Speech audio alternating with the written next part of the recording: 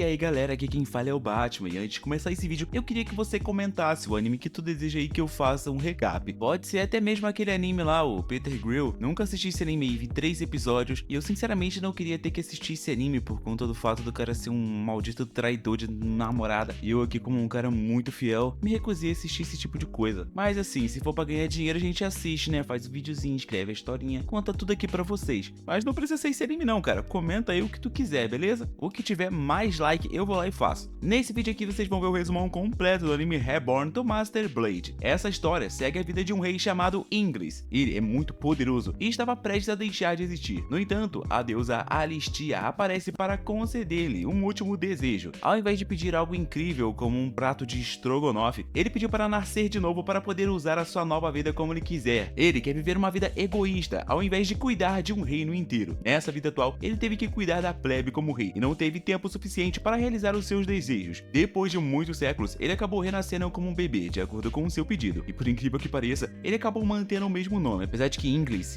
já era meio fêmea. No entanto, quando ele se olha no espelho, ele não consegue acreditar que agora ele é uma menina, então o nome meio que tá combinando. Nesse mundo, o tal do éter é a origem de todas as coisas. Manipular o éter é como ter o poder dos deuses. A Inglis então começa a se concentrar em seu éter interior e começa a flutuar. A Inglis explica que em sua vida passada, ele aprendeu apenas o básico do éter, e desde que ele renasceu como ela nesse mundo, ela não viu mais ninguém manipular essa energia, tá ligado? De repente, um homem grita sobre o aparecimento de uma fera mágica, e todos deveriam se abrigar no castelo. A mãe de Inglis, a Serena, entra na sala porque eles precisam evacuar, e quase vê a Inglis flutuando. A Inglis chora, e sua mãe descarta isso como se fosse sua imaginação. A Serena pega a Inglis e a conforta, dizendo que o seu pai e os outros vão cuidar da fera. De repente, a fera chega com tudo, destruindo a parede da sala. O impacto empurra a irmã de Serena, que estava encostada na parede com o filho. A Serena então corre para ver como está sua irmã, enquanto o filho de sua irmã, o Rafael, tenta enfrentar a fera com uma espada na mão. A fera ruge na cara dele, o assustando, e a Serena entra correndo, entregando os dois bebês, a Ingris e a Rafinha, para o Rafael, dizendo que ele deve fugir com as crianças. No entanto, ele pega sua espada e decide enfrentar a fera ali mesmo. Nesse exato momento, a Serena ataca a fera, mandando o Rafael se apressar e sair com os bebês. Ela faz o seu melhor lutando contra a fera, mas a sua espada não causa dano nenhum. O Rafael coloca a Inglis e a Rafinha atrás de uma parede de móveis, mandando as duas ficar ali enquanto ele se junta à luta. A Inglis admira a coragem do Rafael em enfrentar a fera, dizendo que um herói de verdade não cede à vontade e às ações de alguém. No entanto, a fera usa sua cauda para destruir um pilar, e o impacto envia a Serena e o Rafael para bater na parede, deixando os dois inconscientes. Assim, um herói realmente não deve se curvar a nada, mas ele deveria ter recuado e levado as crianças. Imagina se todo mundo morre. Felizmente, isso aqui é um isekai padrão, um anime shounen. Então, quando a fera se aproxima deles, a pequena Inglis rasteja em direção a ele para tentar chamar sua atenção. A Inglis não quer viver essa vida como uma heroína, mas essa é uma situação que não pode ser ignorada. Então, ela ajuda aí o Rafael, que tem grandes qualidades como um herói, usando o seu incrível poder do éter. E com apenas um éter strike, a Inglis elimina a fera e fica feliz pelo seu ataque ainda ser tão poderoso. 5 anos depois, vemos que a Inglis se tornou uma linda garota. Ela mesma se elogia no espelho, dizendo que queria muito ter tido uma netinha assim. E como a Inglis na verdade é um velho muito experiente, ela sabe que no futuro ela se tornará uma mulher muito linda. A prima dela, a Rafinha, a quem a Inglis carinhosamente apelidou de Honey, também cresceu bastante. Um tempo depois, vemos os soldados treinando em campo, e a Honey tenta empunhar uma espada de madeira, mas ela não consegue, porque a espada é muito pesada para ela empunhar. A Inglis corre para verificar se ela está bem, mas a Honey está prestes a chorar. A Inglis a motiva a se levantar e brandir sua espada como os outros. E olhando para os outros, vemos o Rafael. Hoje ele está com 13 anos de idade e está treinando com todos. A Honey grita aí pelo nome dele, o encorajando, e o Rafael derrota a pessoa com quem ele está lutando. E para a próxima luta do Rafael, a Ingrid se aproxima dele e diz que é melhor ele não ficar olhando muito pro olho do adversário não. Esse adversário está usando uma magia maligna para limitar os movimentos dos seus inimigos, e ninguém além da Ingrid percebeu isso. Então ela deu essa pequena dica aí para o Rafael. A luta começa e o Rafael leva a primeira vantagem, porém ele não está prestando atenção na parte superior do seu inimigo, e por isso ele acaba sendo levado a esbarrar na parede, permitindo assim que o seu inimigo, o Hal, o acerte e vença essa luta. Ao ver isso, a Honey fica triste, mas a Ingrid a conforta e promete vingar a derrota do Rafael. Ela se aproxima do Hal e o desafia. No entanto, o Hal a manda ir brincar com bonecas, dizendo que ela é muito frágil para ser a sua parceira de treino, e ele tá certo. A bicha tem quantos anos aí? Nem lembro mais. Ainda assim, a Ingrid o convence a lutar com ela, o ameaçando, dizendo que vai revelar o seu segredo se ele não lutar com ela. Quando a luta estava prestes a começar, o Hal ativa sua magia para limitar os movimentos da pequena, mas o éter no corpo da Ingrid permite que ela disperse essa magia. A Ingrid, bastante confiante, decide lutar contra ele usando apenas as suas habilidades de esgrima. Além disso, ela decide envergonhar esse garoto, lutando de olhos fechados. O Hal se sente ridicularizado e ataca ela, mas não importa onde ele tente acertá-la, ela pode detectá-lo e bloquear os seus ataques. Além de fazer tudo isso, ela acerta um ataque nele e o derruba, e o Hal assim admite sua derrota. No fim, com um sorriso arrogante em seu rosto, a Ingrid agradece por ele ter sido seu saco de pancadas. Todos ficam surpresos, mas a Ingrid ainda acha que suas habilidades não são boas o suficiente. Um ano depois, vemos a Honey e a Ingrid na igreja do batismo. Lá acontece um ritual muito especial para obter uma runa e se tornar um cavaleiro. As runas nesse mundo são marcas que permitem que você controle o que eles chamam de poderizinhos básicos aí do anime. Esses poderes são ativados através de artefatos. E nesse mundo existem 4 categorias de runas: a runa baixa, a média, a alta e a especial. Quanto mais forte a runa, mais forte será o artefato que alguém poderá controlar. A Honey vai primeiro. Ela coloca sua mão na caixa de batismo e pega uma runa de classe alta, o que deixa os seus pais super felizes. A Ingrid a parabeniza, dizendo que a Honey será uma cavaleira incrível. E agora é a vez da Ingrid. O Rafael espera que ela consiga uma runa de classe especial. Ela coloca a mão na caixa, mas quando remove sua mão, todos veem que ela não ganhou nenhuma runa. Todos ficam chocados. Como assim a garota tão forte não tem uma runa? Acontece que a Ingrid descobriu que essa caixa foi feita para converter mana em runa. As pessoas de hoje em dia não sabem usar a mana, mas esta runa permite que eles usem um artefato e converte a energia que eles têm em mana. Ela sabe que se ela tiver uma runa, ela será obrigada a se tornar uma cavaleira. Então a Ingrid decidiu usar o poder do éter para recusar a runa de mana. Assim ela se tornou a escudeira da Honey. 6 anos depois, vemos que a Ingrid e a Honey já cresceram bastante, já estão prontas aí para ter um filho. A Ingrid comenta sobre o fato dela querer fazer uma expedição, mas a Honey acha tudo isso meio assustador. E o maior sonho atual da Ingrid é que uma chuva toda colorida traga mais feras mágicas, ou talvez um Prismer, que no caso é a fera mais assustadora de todos os tempos, para que ela possa praticar assim suas habilidades. Sim, mesmo se tornando uma mulher, a Ingrid não deixa de ser uma pessoa louca por batalhas. E uma dúvida muito grande que a Honey tem é com a Ingrid. Uma pessoa que não tem uma runa consegue ser forte o suficiente para derrotar uma fera mágica? Bom, a Honey não sabe como isso funciona, e ela não vai contar isso para ninguém, pois esse é o segredo das duas. Quando essa chuva colorida finalmente para, as duas garotas no topo do castelo veem uma massa flutuante de terra passando aí sobre elas. Lá é o lar das pessoas conhecidas como Highlanders, e fabricam artefatos e caixas de batismo. Eles entregam esses artefatos para os Países Baixos, para que eles possam se proteger das feras mágicas. Em troca, os países das Terras Baixas fornecem a eles muitas colheitas e materiais. À medida que essas terras altas passam, a Ingrid se pergunta o que aconteceu com o reino que ela governou em sua vida passada. Mais tarde, naquela noite, elas conhecem o Leão. Ele explica que do ponto de vista de um Highlander, as Terras Baixas são como um território inferior que não consegue proteger suas casas sem os artefatos que eles fornecem. A Ingrid acrescenta que os Highlanders devem acreditar que eles são os salvadores das Terras Baixas, e o Leão concorda com isso e diz a Ingrid para sorrir na frente deles. Enquanto a Ingrid e a Honey se dirigem ao salão de baile para o banquete, todos conversam sobre a visita de um Highlander que vai chegar aí, e ele vai estar acompanhado por um inspetor da capital real. A Honey explica que essa é uma fiscalização que geralmente acontece a cada 2 ou 3 anos. No entanto, dessa vez a inspeção vai ser feita acompanhada de um Highlander. Ao analisar tudo que aprendeu nessa noite, a Ingrid observa que os Highlanders podem querer eliminar a realeza e governar as pessoas, mas ela ignora isso, dizendo que este é um velho hábito da sua vida passada, analisar pessoas ao redor e descobrir seus verdadeiros motivos, algo que normalmente um rei deve saber fazer. Todos se encontram com o pai de Honey, que os apresenta ao inspetor real Shione. O embaixador das Terras Altas também é apresentado, e ele acaba sendo o Hal, surpreendendo as duas garotas. Elas prestam uma homenagem, mas a Ingrid não consegue deixar de se perguntar como Hal se tornou um embaixador, sendo que ele era um filho de um comerciante muito rico. O Hal, já sabendo que as duas estavam muito curiosas, acaba provando que ele é um Highlander, mostrando a marca dos Highlanders em sua testa. A Ingrid então se pergunta se alguém pode se tornar um Highlander sem ter nascido lá, e o Hal diz que sim, se alguém fizer uma contribuição significativa, a pessoa poderá obter a cidadania de lá. A Ingrid fica confusa, e o Hal explica que ele deu aos Highlanders um monte de dinheiro, mas só isso não foi bastante, ele precisou de conexões para poder alcançar os Highlanders superiores e fechar esse acordo incrível. Esse foi um preço que ele não se arrependeu de pagar, até porque um Highlander tem mais autoridade do que qualquer nobre das Terras Baixas. Ele acrescenta que ouviu dizer que a Ingrid não tem runa, e pergunta o porquê dela ainda estar aprimorando suas habilidades. Nesse momento, o Leão, numa tentativa de melhorar as coisas, diz a todos para conhecerem a Cavaleira Sagrada Especial, uma Hieral chamada Menace. Os Cavaleiros Sagrados, aí conhecido como Hieral, podem se transformar em artefatos, mas antes que as duas garotas possam partir para ver a tal da Hieral, o Hal vai lá e diz para Ingrid ir na cama dele durante a noite, mas ela se recusa porque ela sabe que o Hal quer vingança pelo que aconteceu há 6 anos atrás. Bom, e na cama dele ela não pode, mas ela diz que pode enfrentá-lo, desde que ele concorde em não machucar a Honey ou qualquer outro tipo de cavaleira, até porque só porque ele se tornou um membro oficial das Terras Altas, ele fica queimando nobres aí na frente de todo mundo, se achando super superior, então ele merece uma correção relação aí sim, um otário. No fim, o Hal concorda aí e diz para ela ir sozinha, no local onde ele vai estar dormindo, na caminha dele. Tadinho, tá achando que vai derrotar ela e vai ganhar outra coisa. Um tempo depois, a Ingrid estava lá assim, caminhando para ver o Hal, e do nada ela conhece a tal da ameaça real, uma garota chamada Iris. A Iris manda ela fugir, porque ela está preocupada com a Ingrid, até porque ela é prima do Rafael, e o Rafael é um cavaleiro muito conhecido. A Ingrid se recusa a recuar, pois ela sabe que o Hal é um homem de personalidade lixo, e se ela não o derrotar agora, ele pode inventar de fazer outro tipo de merda. Em resposta a isso, a Iris diz que cuidará do Hal, e a Ingrid quer saber se a Iris planeja assassiná-lo. Em resposta, a Iris diz a Ingrid para não se preocupar e ir para casa, mas a Ingrid se recusa. A Iris ameaça atacar se ela avançar. Então, a Ingrid começa a ir toda animada, porque o que a Ingrid mais quer nesse mundo é lutar contra todo mundo que é forte. E já que a Iris está disposta a lutar contra ela, sendo a Iris uma ameaça real, a Ingrid fica muito animada. Para a Ingrid, essa é uma boa oportunidade para testar suas habilidades. A Iris fica confusa com tudo isso, mas tenta um ataque rápido para fazer a Ingrid voltar para casa. No entanto, a Ingrid bloqueia facilmente esse ataque. A Iris ataca com sua adaga, mas a Ingrid se esquiva novamente. A Ingrid evita todos os ataques da Iris, dizendo que nunca viu nenhum cavaleiro se mover nessa velocidade. No entanto, mesmo que a Iris seja bastante rápida, a Ingrid sabe que ela está se contendo. As duas então ficam trocando golpes de espada, e a Iris pergunta o porquê da Ingrid estar tão feliz. E a Ingrid revela a ela que adora lutar contra alguém forte. Elas continuam se chocando com suas espadas, e a Iris fica intrigada, porque os seus ataques deveriam estar no mesmo nível de um cavaleiro sagrado, mas a Ingrid está os bloqueando sem nenhuma runa ou artefato. A Ingrid continua atacando, e diz a Iris para levar sua luta mais a sério com ela. E a Iris diz que já está lutando sério, e com seu próximo ataque, ela quebra a espada da Ingrid ao meio. Feito isso, ela parte para o ataque final, mas quando vê um corte no braço de Ingrid, ela para e dá um passo para trás. A Ingrid quer continuar lutando, e ela prepara sua mana. A Iris pergunta se ela está bem, e a Ingrid a pergunta se ela acredita que realmente não vale a pena lutar sério contra ela, mas a Iris nega isso. E a Ingrid, querendo que a sua inimiga dê tudo de si contra ela, pergunta a Iris se ela pode sentir a mana. A Iris fica um pouco confusa com a pergunta, mas ela diz que pode sentir um pouco sim. Até certo ponto ela consegue. A Ingrid então larga sua espada e começa a invocar o éter e o transformar em mana, criando assim uma luz brilhante que surpreende a Iris. A Ingrid imagina que se a Iris consegue sentir a mana, ela pode testemunhar aí o seu poder, e por isso ela vai lutar a sério contra ela. Mas ao invés de querer lutar mais, a Iris permite que a garota vá lá enfrentar o Hal. No entanto, antes de tudo, ela quer saber como uma pessoa sem runa como a Ingrid consegue controlar a mana. Do nada, um grande raio passa pela Ingrid e bate na Iris, a jogando em uma árvore. A Iris descobre que o leão a atacou e pergunta por quê. O leão aparece, admitindo que a Iris percebeu rapidamente. A Ingrid percebe suas duas mãos de metal estralando com os raios, e ela se pergunta se esse é o artefato dele. A Iris pergunta se ele está o extraindo, e o leão diz que sim. Mas diferente da Iris, a Ingrid acha que o leão pode estar fazendo isso para impedi-las de matar o Hal e se tornarem alvo dos Highlanders. No entanto, diferente do pensamento da Ingrid, a Iris imagina que o leão quer na verdade é derrubar os Highlanders. Ele revela que deseja roubar a tecnologia deles e espalhar essas tecnologias nas Terras Baixas. Ele revela que se eles fizerem isso, eles podem se proteger das esferas mágicas sem se curvar aos Highlanders. Mesmo ouvindo isso, a Ingrid pergunta o porquê dele estar a extraindo, e em resposta ele diz que os Highlanders já o enojam há muito tempo. A Iris então diz que ele não pode vencer o povo das Terras Altas, e em resposta ele diz que é por isso que ele precisa de uma ameaça de nível real para o ajudar a fabricar os artefatos das Terras Baixas. Sim, ele as atacou porque ele deseja levar a Iris com ele, mas a Iris se recusa, dizendo que se ela fizer isso ela vai estar prejudicando as pessoas. Depois de ser recusado pela Iris, o leão recorre a Ingrid, e também se recusa, e na verdade ela parece estar mais animada para lutar contra ele. O leão então junta as mãos, criando uma grande área de relâmpago. A Iris avisa Ingrid para ter cuidado, porque o leão tem artefatos de alta classe que invocam feras de raio. As feras formadas podem ser vistas, mas os seus ataques são muito difíceis de se ver. A Ingrid consegue sentir que existem pelo menos umas 30 feras de raio, e o leão diz a duas feras para segui-lo, e o restante das feras devem atacar a Ingrid. A Ingrid percebe que com a Iris ferida, o leão planeja mantê-la ocupada enquanto ele enfrenta a Iris. Nesse momento, uma fera se lança contra ela, mas ela se esquiva, enquanto a Iris atinge a fera, causando uma grande explosão de luz. A Iris explica que um ataque forte faz as feras se explodirem, e a Ingrid pede para a Iris usar esse movimento na próxima luta delas, mas a Iris recusa, dizendo que ela não é uma maníaca por batalha como a Ingrid. Nesse momento, o leão zomba da Iris por ter usado seu movimento especial para ensinar uma lição a Ingrid, sendo que esse movimento ela só consegue usar algumas vezes. No entanto, bastou essa pequena ajuda para a Ingrid entender como derrotar essas feras de raios. Ela fortalece seu corpo com éter, formando uma concha ao redor do seu corpo. Assim ela dá soco nas feras relâmpago, as destruindo completamente. A Iris fica pensando que a Ingrid se machucou, mas essas explosões não a afetaram em nada. A Ingrid continua destruindo as feras relâmpago. Ela diz a Iris que se ela não puder evitar a explosão, ela apenas deverá se tornar forte o suficiente para não ser afetada por ela. A Iris chama a Ingrid de tola, dizendo que ela estava tentando ensiná-la a usar ataques à distância contra as feras relâmpago, relâmpago, não usar o combate corpo a corpo. No entanto, a Ingrid argumenta que o caminho que ela escolheu é mais rápido, simples, fácil, e ela pode fazer isso porque o éter condensado em seu corpo forma uma onda, anulando facilmente as explosões. Ela acaba com as feras e pousa na frente da Iris, desculpando-se por manter os dois esperando. No entanto, o leão consegue achar uma falha no poder da Ingrid, revelando a ela que após observar um pouco ela lutando, ele descobriu que o seu poder não vai durar muito devido à sua falta de resistência. E isso deixa a Ingrid impressionada com a dedução dele. E o leão diz a ela que isso agora se transformará em uma competição de resistência. Dito isso, ele tenta criar mais feras luminosas, mas a Ingrid o impede, colocando o pé entre as mãos dele. O leão recua e começa a correr para tentar ativar o seu poder, mas a Ingrid é rápida e o alcança, agarrando pelo braço e o chutando. De repente, a Honey sai gritando enquanto pula pela janela, porque uma fera mágica gigante está a perseguindo. O leão sorri nesse momento como se ele soubesse o que vai acontecer, e a fera vai atrás da Honey. No entanto, a Ingrid intervém e dá um soco em suas mãos. A fera experimenta algumas explosões ao cair no chão. No entanto, ela se levanta novamente. A Honey diz a ele que esta fera é o Hal, e essa fera gigantesca grita o nome da Ingrid, a surpreendendo. O leão intervém, dizendo que foi ele quem fez o Hal se transformar em uma fera mágica, e aí eles perguntam o que ele quer dizer com isso. O leão então mostra a eles um frasco chamado pó LGBT, e isso é feito da cara de monstros mágicos concentrados, e a organização na qual o leão agora faz parte descobriu que esse pó tem um forte efeito sobre os Highlanders. A eles pergunta se há uma maneira de fazer o Hal voltar ao normal, mas o leão diz que não há maneira. Além disso, o Hal merece morrer. Nesse momento, o leão faz explodir duas de suas bestas relâmpagos, o que permite escapar sem ninguém ver. A Honey pergunta por que do leão ter nos traído, e a Ingrid promete explicar mais tarde. No entanto, agora eles têm que enfrentar o Hal, que se levantou e está chamando o nome da Ingrid. A Ingrid percebe que o Hal está em um estado muito miserável, então ela decide colocá-lo para descansar sem que ele sinta dor. Juntas, a Ingrid e a Iris desferem um poderoso chute em Hal, fazendo voar para fora das muralhas do castelo. Obviamente, a Iris não tem força o suficiente para isso, e quem fez o monstro voar mesmo foi a Ingrid, mas ele se levanta novamente, chamando a Ingrid. A Ingrid salta em direção a ele, e a Iris fica surpresa ao ver a Ingrid usando algum tipo de poder misterioso. A Ingrid, na verdade, só quer repetir o mesmo ataque de éter, quando ela usou quando ainda era um bebê. A Ingrid libera o ataque do éter, e com um flash de luz brilhante, o Hal se desintegra, não sobrando nem mesmo um cabelo verde dele. Já a Ingrid cai no chão logo em seguida, exausta e feliz pela ótima batalha. No dia seguinte, a Iris diz a Honey e a Ingrid que ela irá relatar que todo o incidente foi um plano do leão, e que ele uniu forças com a Frente de Sangue de Aço, que é uma organização focada em eliminar aqueles que vieram diretamente das Terras Altas e espalhar toda a sua tecnologia para as pessoas das Terras Baixas. Ao ouvir isso, a Ingrid pede um favor. Ela quer que a Iris diga ao conselho que foi a eles quem derrotou a Fera Mágica, e não ela. A Iris concorda com isso, mas diz que a Ingrid lhe deve uma, e que a Ingrid pode pagar por isso na próxima vez, sendo mais precisa quando ela estiver precisando.